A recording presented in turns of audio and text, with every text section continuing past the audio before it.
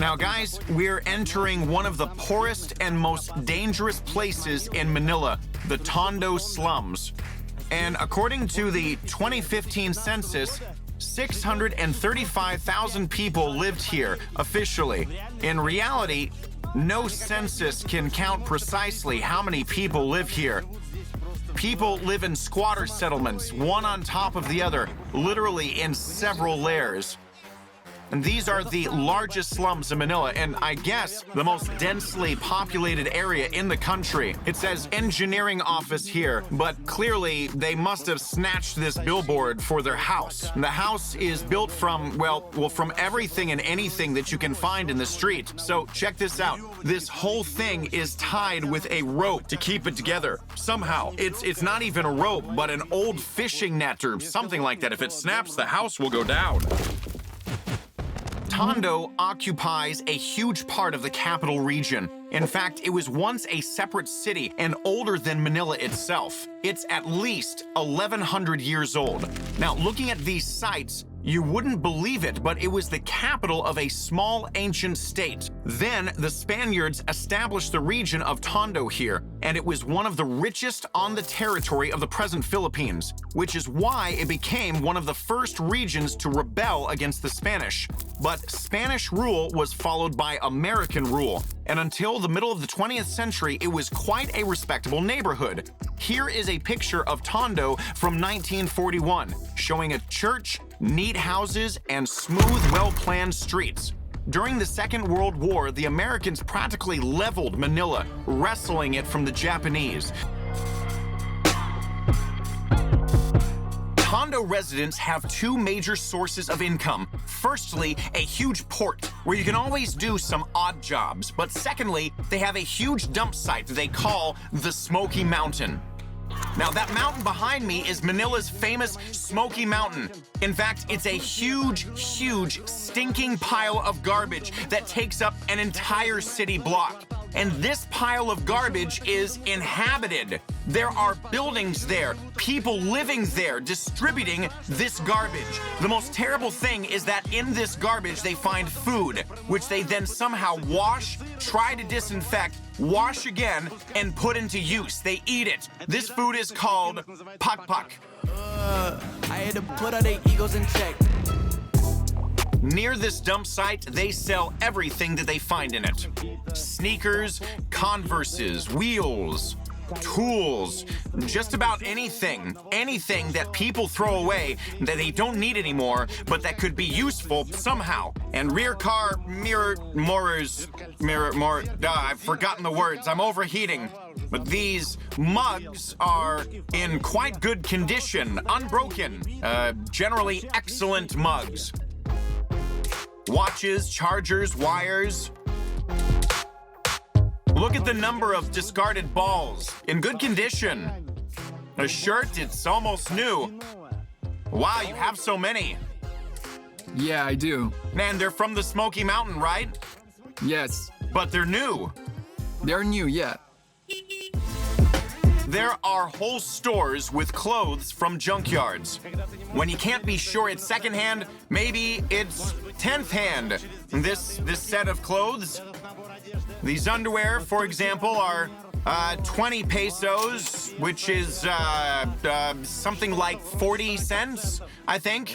Look at how nice these underwear are. I mean, I don't think any more than 5 or 6 people wore them, right? They're good. $2 shorts. This is where kids' toys end up.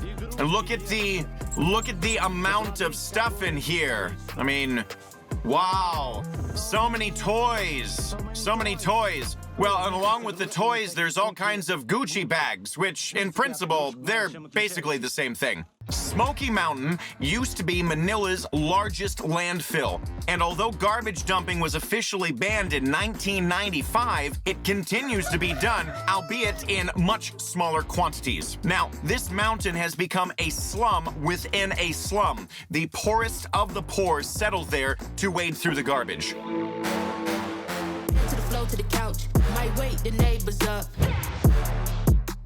I'm going to visit my friend Janice, whose family moved to the dump when she was a child to see how they live there. I'm going up Smoky Mountain. It smells awful, but I want to see what's what. A trash path leads to something that looks like a village. The people walking towards us are very friendly. Here's a woman sorting cans and preparing to take them to recycling. If you don't look at the dump under your feet and you don't breathe, it all looks like an ordinary poor village. Right here, guys, on this mountain, they have a kind of restaurant, and they prepare this food to be sold in different stalls all over Manila. You're going to sell this in restaurants, right? Yes. Yes, this is for restaurants. Yes. Okay. Yes. This is called togi. Aha. With vegetables. Wow. Look at how neatly she's wrapping it. Now you see, guys, right here, on this mountain, they make these wonderful rolls that you'll find all over Manila. Where are you from? I'm from Russia. From Russia. Oh.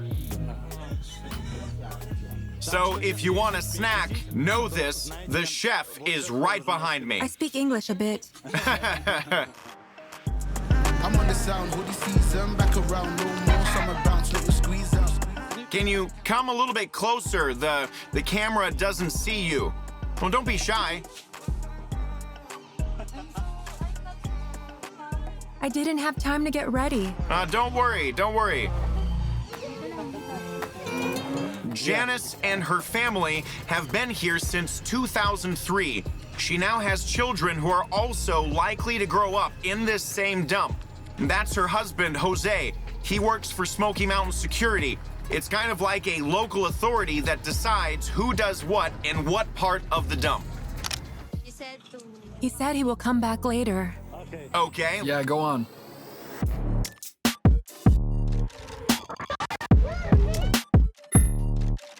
So you have a security service that decides who can live here and who can't. Yes, and those who can't. For example, can I come and stay to live here? Stay to live? No, No. you can't. I mean, I have to ask for somebody's permission. You have to ask the security service. Okay, the guards. They will tell you what you can do. Wow, what a smell. It's a stench, really. Yes, it stinks. It stinks really bad, yeah. Yes. Smoky mouse. Yeah.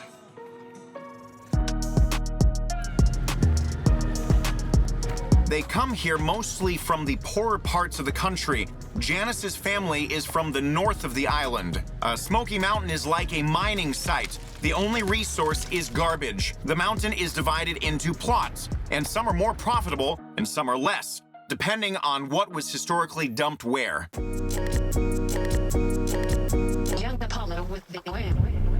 Now, you know, it's like walking through some village that's divided into plots. There's a fence on the right and a fence on the left, but these plots aren't plots for housing. They're plots for garbage collecting.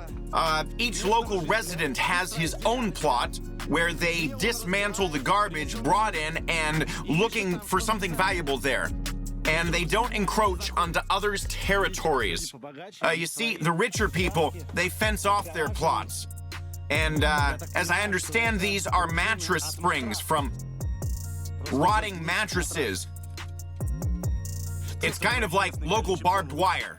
Now, you see, the man here has a huge courtyard here, just a huge courtyard of his own. A house that's made of, well, God knows what, of course. Another warehouse, a place to hang things. There's some water storage over there. And so even here on the Smoky Mountain, even in this poorest place in Manila, there are, again, the poor and the rich. There's this division at every level.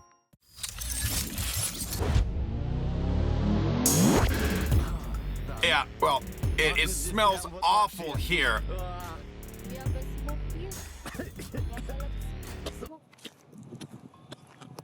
It's some kind of mercury or I don't know what that is. It smells like rubber. Ugh, smells like hell. It smells like hell. I don't know what I've inhaled, but I'm sure I inhaled something. Another little wannabe gangster. We have this guy with us everywhere. He's also security and also a relative of Janice's. I don't really know which one. So you see this rag on his head. This is a Filipino thing. Filipinos believe that you should put a cloth on your head when it rains or when it's hot instead of a hat, or, you know, just for style. A lot of people here just put a cloth on their head. And now we're actually going for that local delicacy, pakpak. There is pag in the marketplace. We climb down the mountain, and after a short walk along the highway that runs next to it, we reach a spot that every child here knows, as well as they know this nice old lady, Madame Clara, a pakpak collector. We were lucky. She had just filled up a fresh bag. This, guys, is the most disgusting food I guess there is on the planet. It's called pakpak.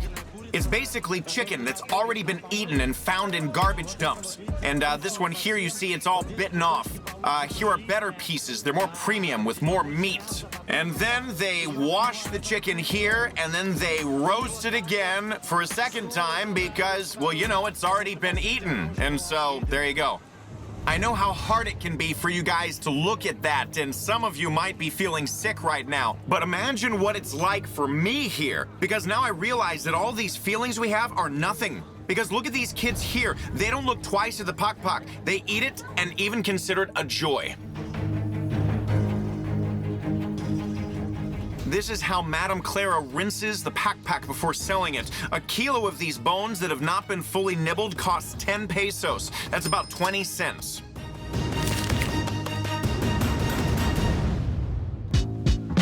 And now we go back with Janice to cook up these goodies. We call this bara oat. Uh-huh. Bara oat. And this is all... There are many things here. So this is all from the Smoky Mountain, right? Yes. And here, there's bara oat.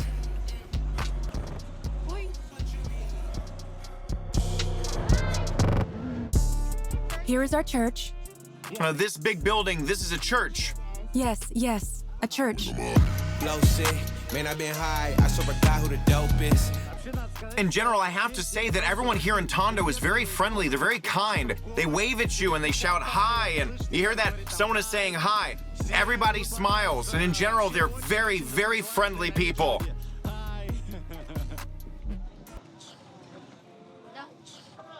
There we have lots of wood. Uh-huh. People buy it here to build houses up there. Oh, houses are built from this, right?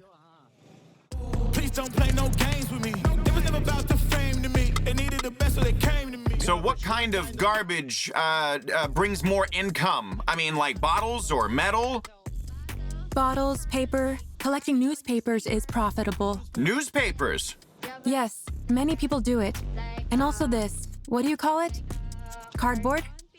Cardboard boxes. Just like that. Yes, like that. And various electronic devices, smartphones, stuff like that. And also a lot of plastic.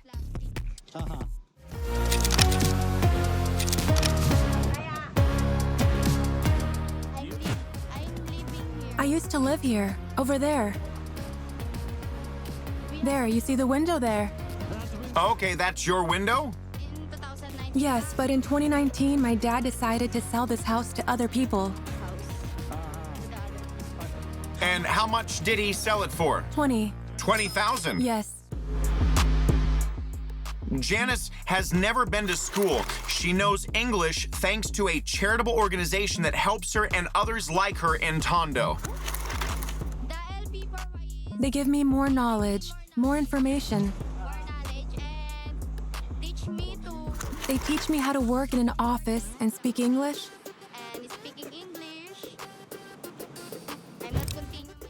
I didn't go to school because I had a child. In the school, I had to... Come here. There were all sorts of projects at school. for which you had to buy things. I have no financial But I didn't have enough money to live on because I had no job.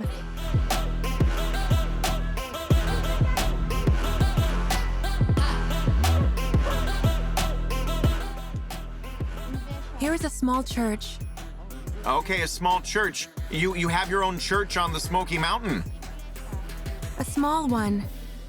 downstairs. And there is a cathedral down there. So, may I ask, do you have gangsters here in Tondo? Yes, many. Yeah? Yes, there are many gangsters here. How do you protect yourself? Me? Yeah, I mean, do you have a gun or something? Me? When I see a bandit, I just don't go out. Sometimes I run to hide. I hide in the trucks. I don't come out because I'm scared of all these people. But generally, it's safe here because I've lived here a long time. to stay here. Uh-huh. Have you ever seen any shootouts here? I haven't seen any actual shootings, but It's You heard it. yes, I've heard of them. So you heard it like bang, bang, bang. and I'm go Yes, I've heard gunshots. I went to the window to look, and I saw bodies just laying there. But I didn't see the shooters who killed them. They ran away. Okay, does it happen often? For example, every day or every week? No, not every day, and not every week. Now, 2 years ago? Yes, Every day? but now it's all right. But 2 years ago, it happened every day? No, not every single day, from time to time.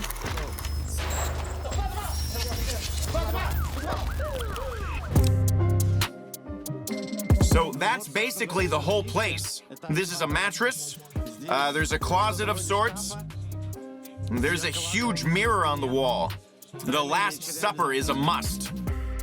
A fan, and that's it. While we were talking, Janice's mom started a fire, and we started cooking. This is the second time this chicken's being fried. The first time was probably at McDonald's or KFC. The second time at Smoky Mountain. And it's about to be eaten here soon for the second time. My goal was just to film it all and to show it to you. But when Janice and her family offered me to share a meal with them, I didn't know how to politely decline without offending them. So I had to eat it. Okay, guys, now I'm gonna try the pak. Please don't ever do this, okay? It's hot. Oh, okay. Don't ever try it yourself. I want to do it just to see what these people eat. It's very dangerous. But I'm gonna try it.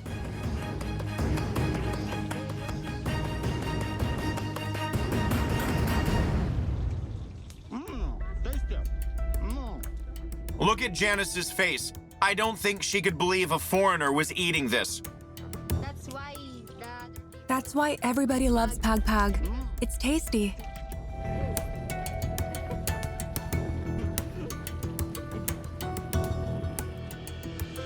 So there it is, guys. Pak. And that's what it looks like. It's, well, you can see my puffed up cheeks. I was in a hurry to get away so I could spit out the pak before anyone noticed. I never had the courage to swallow it, and, well, to be honest, I gargled my throat all day and couldn't eat anything for about 24 hours. Pak is unquestionably the most disgusting food I've ever seen. I mean, I've seen people eat old food. I've seen people eat bad food or just plain rice, but this is the first time that I've seen people eating secondhand food. Don't ever try this for yourself.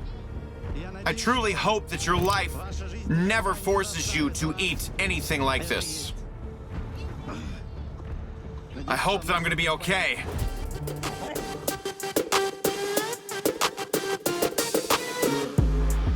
Here in the slums of Tondo, the biggest and it seems the only serious Filipino gang appeared. Interestingly, its name is Sputnik, named in honor of the Soviet satellite, which is considered ever present here, flying over everything, and in general, it's very, very powerful. And so members of the gang, to show their swag, named themselves after the Soviet satellite.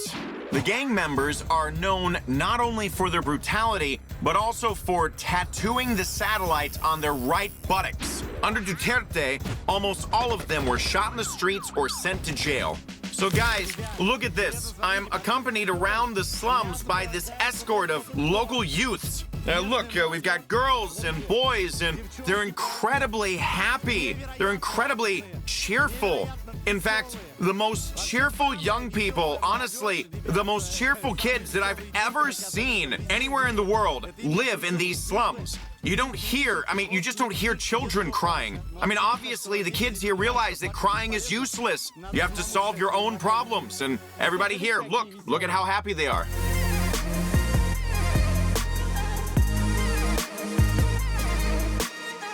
Nah, don't try it. You can't feed me lies, won't buy it. Question everything, told them, nah, don't try it. Yeah, me a moving like some sidekick. Me a move. So guys, how did you like the Philippines? I hope you've recovered from the sight of Pakpak, because in the next installment about the country, I'm going to talk about the local dishes that are truly delicious.